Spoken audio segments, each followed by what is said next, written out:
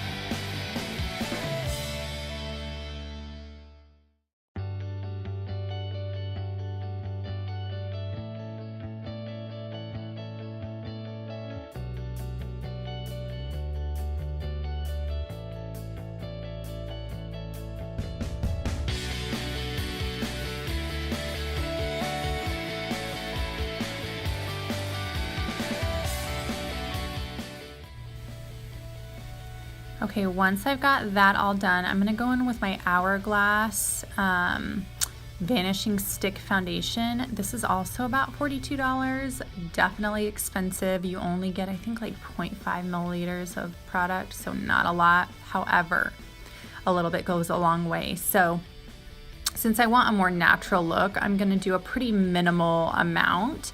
I'm just gonna put it where I have some excess redness that I wanna cover that maybe the BB cream doesn't cover. And that BB cream really does a fantastic job of covering and evening out skin tone, but I personally just have more redness than the average person, and so I just like to cover it up. I'm just gonna use that same foundation brush to go ahead and blend it in, and you'll see just how easily it blends in. I love this product. CoverGirl just came out with a Super Stay stick foundation. It's about 10 bucks, but I've heard that it is really good coverage, good longevity, and it is similar to this stick foundation. And again, it's about 10 bucks, so fraction of the price.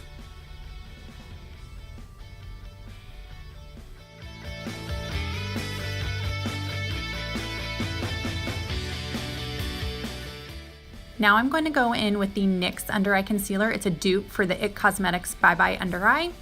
Can't remember how much this was. I want to say about like $8 or something, but you'll notice it's a little pink. So I just take a little bit and I put it on the inner corner of my eye where I have some darkness, and then just right along where I have the darkness. I don't put this all the way all over under my eye. So I just pat it in with my finger. You can kind of see how it just brightens there in the corner, the difference between the left and right side.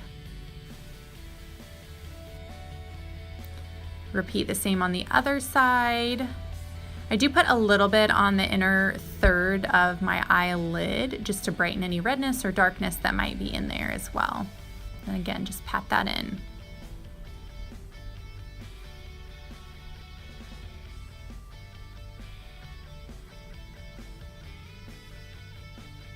Now I'm gonna go in with the, I think it's Maybelline Better Skin concealer. I've really been liking it. And I'm just gonna put it on the middle of my nose. So this is kind of a cream highlight is what I'm doing with this. Under my eye, you'll notice I'm not doing the big triangle like a lot of the YouTube or Instagram makeup artists do because it's just a little too heavy for my liking.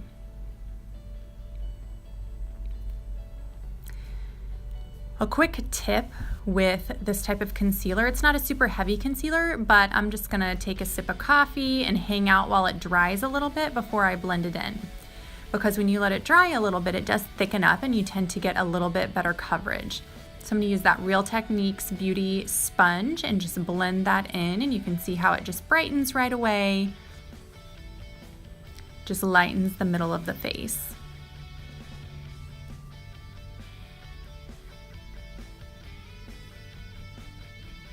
I generally wait and do the part on my nose last just so that has the longest to dry because that's probably where I need more coverage with the redness, and then it just creates an even brighter highlight.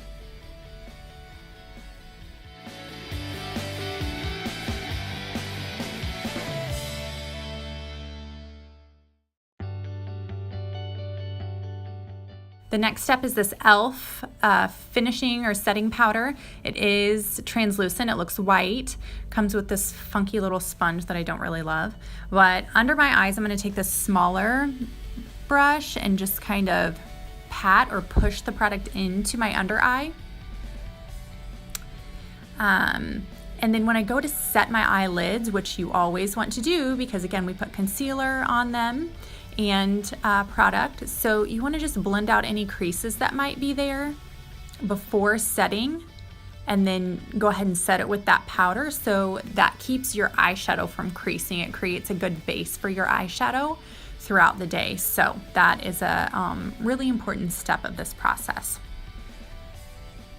When I set my whole face, I'm going to use a flat brush. This is an e.l.f. brush, and again, just push the setting powder into my face. When you try to buff or blend the setting powder in, it can move the product, the foundation or BB cream, whatever you have on underneath, it moves it. And so you're basically destroying any coverage that you've created. So it's super important to just push that in. Mostly in my T-zone is where I get oily, so that's where I'm gonna focus most of my attention, and then just kind of like easily pat it in through the rest of my face.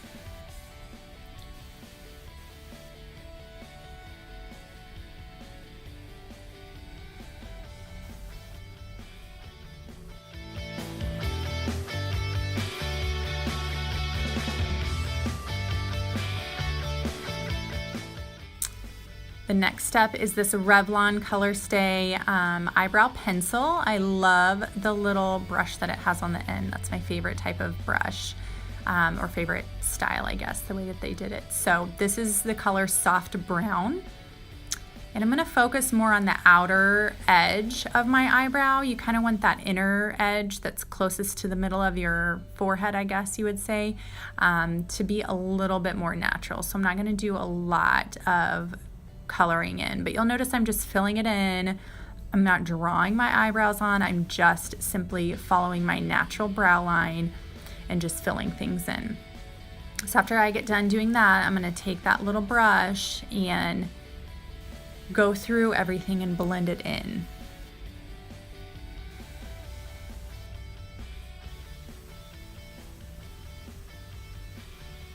So that just helps everything look a little bit more natural.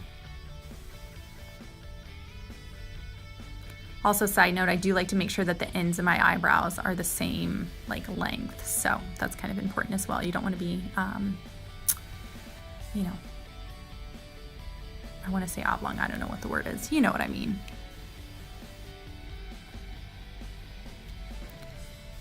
Now I'm going to take the Wet n Wild palette that I posted about the other day on my Instagram that is a dupe for the Anastasia of Beverly Hills Modern Renaissance palette, if I can get it open. And I'm going to start with that lighter shade. I've already set my eyes, but I'm going to take that as my base. So just all on my eyelid, I'm going to take that lighter shade. And then today is just like a natural, you know, no frills makeup look. So I'm really just going to use the transition color that they've put in here, which is one of the bigger pans, and just blend that through the crease and kind of up a little bit just to create a little bit of a shadow. Definitely go underneath. I like to kind of soften up that lower lash line, and it kind of just defines your lash line or your eye without having to use bottom eyeliner, which I think can kind of close in the eye. So blend that out, make sure the edges are soft.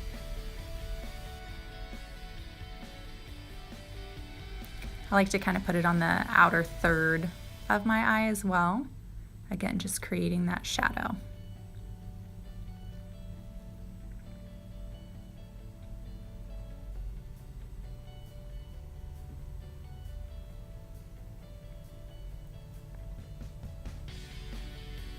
This blending probably seems a little bit excessive, but making sure everything's softly blended.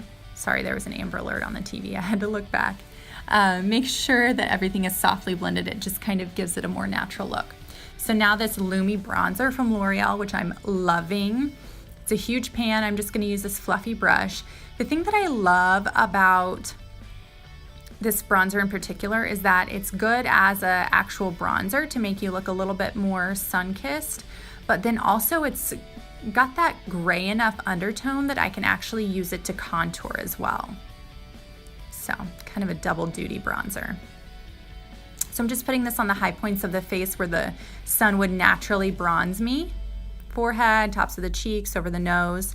So then I'm gonna kind of squish this brush and make it a little bit flatter. And again, just use this to contour. So just a little bit under the cheekbone and blend it up. Make sure you blend that contour up, but you can kind of see how it just creates a little bit of a shape, adds a little bit more definition. I have a really round face, so just makes me feel better to do this. There we go. You can see that shadow. I'm also going to go and put the bronzer under my chin because that is a really important step to kind of define that jawline. You can honestly make yourself look 10 pounds thinner with some contouring. It's great. It's a good tool.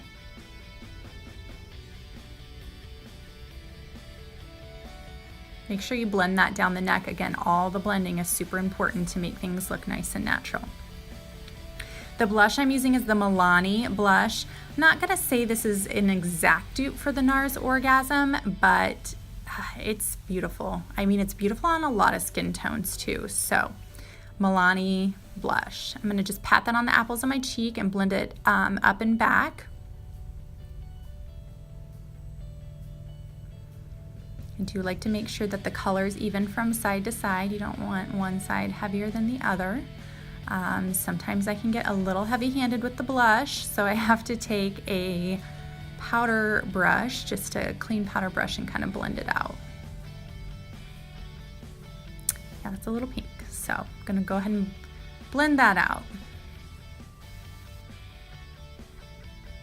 You can even take a little bit of the translucent powder if you really need to and just blend that together.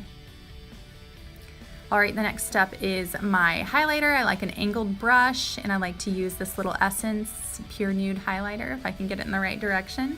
It's not a blinding highlight, but it just gives you a really nice natural highlight for an everyday look. I like to do that just kind of on the high points of the cheeks, top of the lip, little Cupid's bow, and then down the nose. Then I'm going to take a little flat brush like so and highlight under the brow bone. So this is basically like giving yourself an automatic eye lift when you highlight under the brow bone. Really important. Even on a natural look day, I never don't do that. And then the inner corner as well, just kind of makes things look a little bit more put together.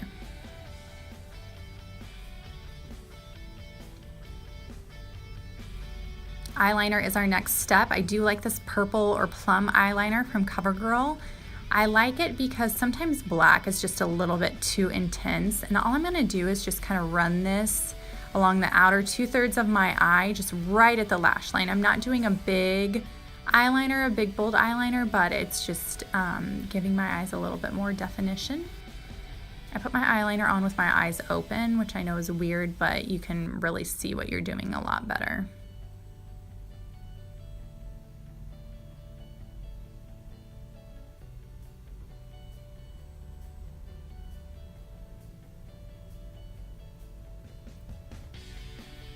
Mascara is next. Loving the L'Oreal Voluminous Mascara. This is an oldie but a goodie. It's a little wet, so I'm blowing on the actual brush just to kind of like get it to dry a little bit before I go in on my eyelashes, because otherwise it can just be too wet and it kind of gets everywhere.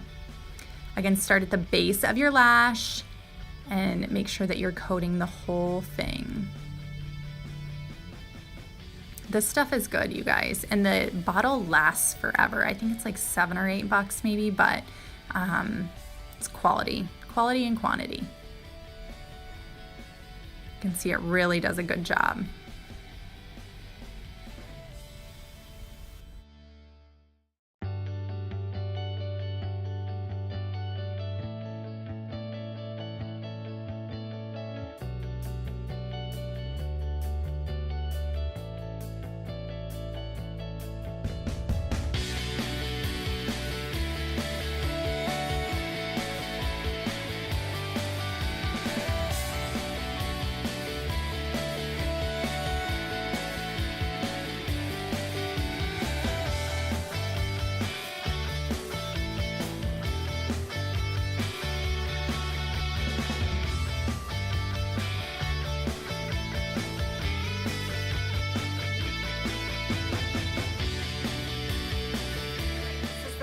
Product. Again, I flipped my hair over just like I told you. I did add some texture spray from Kristen S and a little bit of powder from her. If you guys haven't tried her products from Target, they're amazing. They just work really well. They don't get like gunky and built up because I only wash my hair every few days, so highly recommend those. But anyways, this is my current everyday look. Like I said, there's some dupes for the more expensive products. Some of the cheaper products are dupes for more expensive ones. So this is just what I've been doing lately, and I hope that it helps you guys have a fresh, natural summer look.